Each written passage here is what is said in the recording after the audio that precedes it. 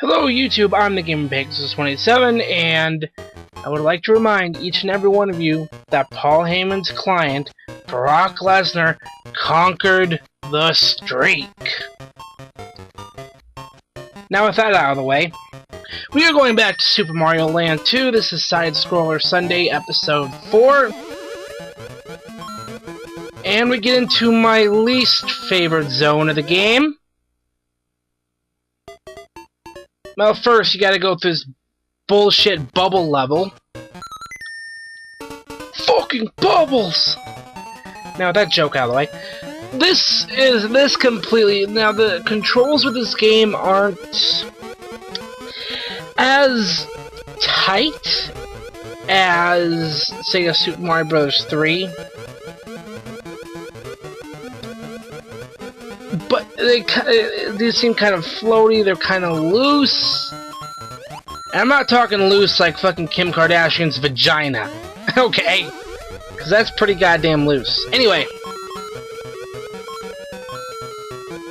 I'm not really going to what I'm going to talk about because I'm not going to be able to talk for a good 12-13 minutes about this game. But I will say I actually have a few zones completed and recorded. So I've only got a small chunk of the game left. Yeah. And I believe in the next part there's actually kind of a hiccup with the video cuz well, as I'm my recording software, when my computer, if it runs down below to a certain memory point, if there's only like 250 megs on the hard drive left, it will automatically stop recording. So there's going to be a point coming up where, yeah, it's just gonna be, I'm gonna try and edit it out as much as possible, but if there's, like, some little, discrepancy with, like, say, the counter at the bottom, that's why. It's my recording software and the fact that I didn't think to check on how much space I had left on my computer. But I always tend to delete any raw video I record anyway. I just had a lot of backed up stuff from previous reviews and previous fight nights, and yeah. Anyway, this has been a very odd week for the WWE. Now, this was literally just a few hours ago. Santino Marella has announced his retirement. He has suffered another his third neck injury. And he is basically done. He had said, I guess he was going to where his career is winding down, and he was getting ready to retire anyway. He just got just a little sooner than he wanted. Yeah. Which is unfortunate, because I don't think people gave Santino a lot of credit. They just see him as this goofy comedy character with the fucking cobra on his hand. By the way, it's still one of the dumbest finishing moves I've ever seen in my life. Anyway, so he's retired. I mean, and this is not, he's obviously not going to get, some big send-off like Edge did, and Edge is similar. Although Edge retired as the world champion, and he was basically forced to because they found out that his neck, they had him do some more, tests and everything, and they found out that his neck was in really bad shape, and he basically had to call it quits. Yeah. So he actually retired as world champion. Anyway.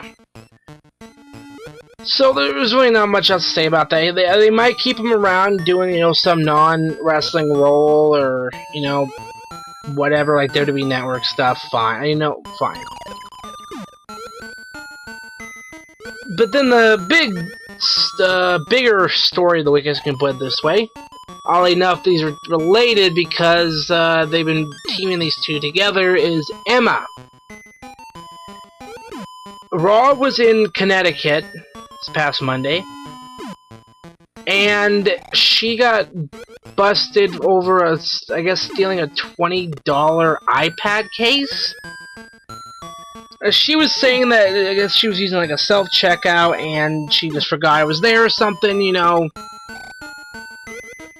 With the crazy schedule these guys have, possible, yeah, things happen. I got no reason to not believe her. But it's the reaction over this, and I think what happened is there was word going around backstage, and then the word morphed that she stole a fucking $400 iPod or something. So they released her, and then 3 hours later they bring her back. If it was even 3 hours. So they realized their mistake, and they brought her back. Now, I want to bring up a really good point.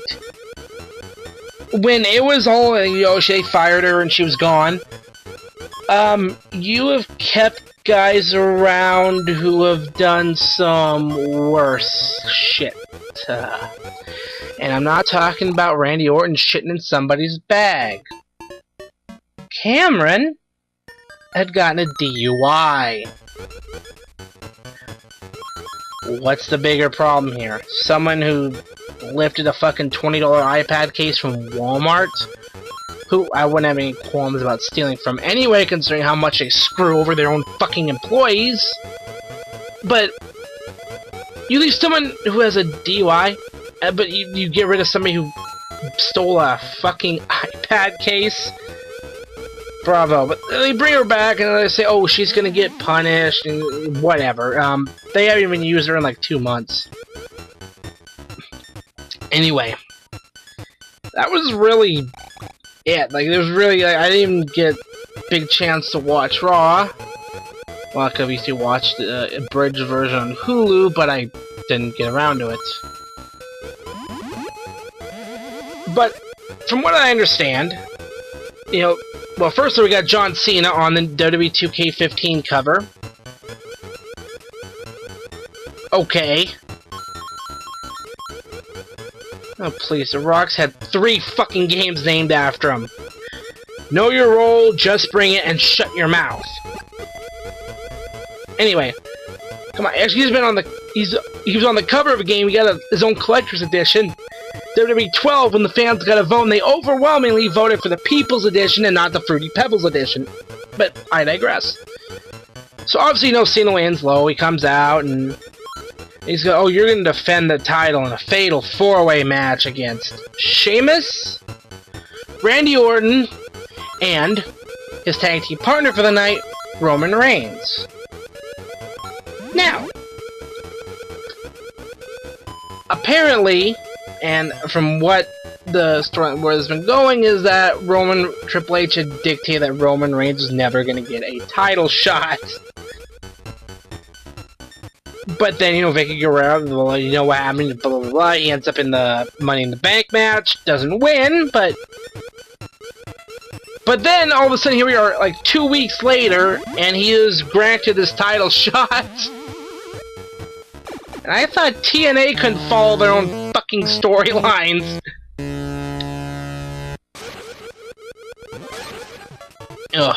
But from what I understand, the WWE 2K15, there's going to be a big collector's edition featuring Sting, which is going to be awesome. I don't know how they're going to be able to top that sweet Undertaker one, the fucking big-ass coffin tin, and yeah. This boss is a pain in the ass. If you don't know what you're doing, you're gonna get killed. Anyway.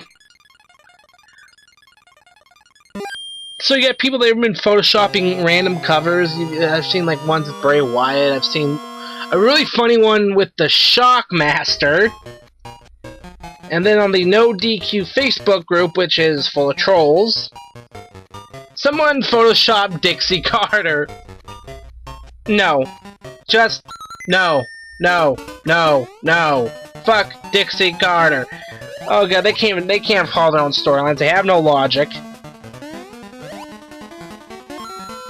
See, I didn't know why I even took this level. There's no reason to pick this level or even beat it. Unless you just want the fucking coins, but I thought it led to another, one of the 6. You're trying to get the 6 golden coins. As the title implies. And this is a 4th scrolling level, which I'm not the biggest fan of.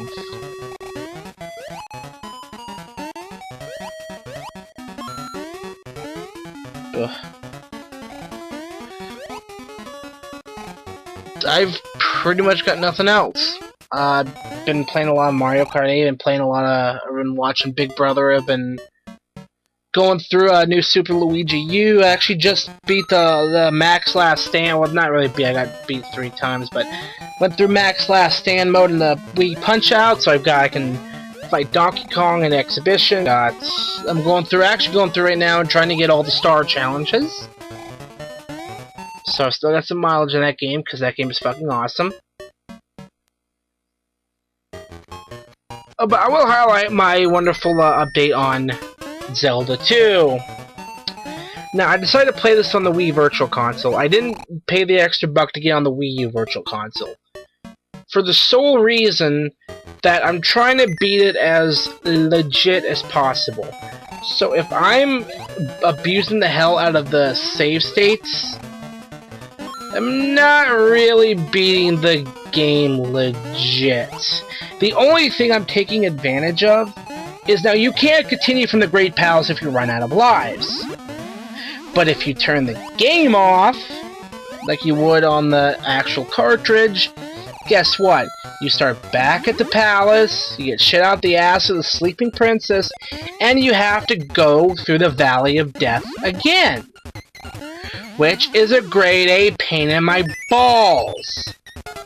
Between the fucking insane enemies that launch a spear at you, the flying enemies, and the jumps that you need to activate your jump spell to get past, it's not the easiest fucking... It's one of the biggest pains in the ass in the fucking game. And then you get to the Great Palace, and then you got these enemies that will fucking destroy you.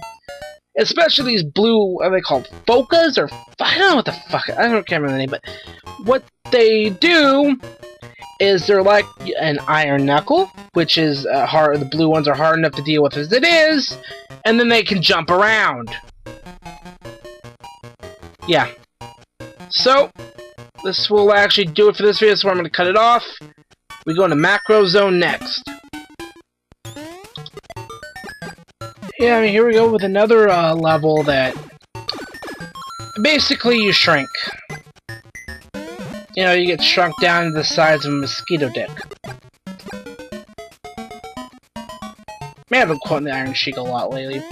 I actually went to some midget wrestling, and I basically posted on my Instagram, beer in my hand. I sit here, I drink the cold beer, and watch the midget wrestling, bubba. Follow the Iron Sheik, or go fuck yourself forever. Okay, anyway, there is one more thing I want to add. I actually tried to end the video, and then I realized, oh wait, there's something else I wanted to add. Big weekend for UFC. You had Ronda Rousey retain her title, and actually it was a knockout this time. She actually didn't win by armbar for the first time in her professional career. And then Chris Weidman also retained his title against Lyoto Machida, the piss drinker. So it's been one glorious year since Anderson Silva was fucking dethroned, and no longer the invincible god that people made him out to be. I do want to highlight one tweet from good old Paul Heyman. He's the one behind the 1 in 21-1. Anyway. Ronda Rousey and Chris Weidman are now a combined 22-0 in MMA. My client Brock Lesnar stopped that in WWE. In other words... My client Brock Lesnar conquered the streak! My client Brock Lesnar conquered the streak! My client Brock Lesnar conquered the streak! Look at this. I don't even get anything I could use. Same amount I already have, the fucking rabbit ears. Well, Pegasus out.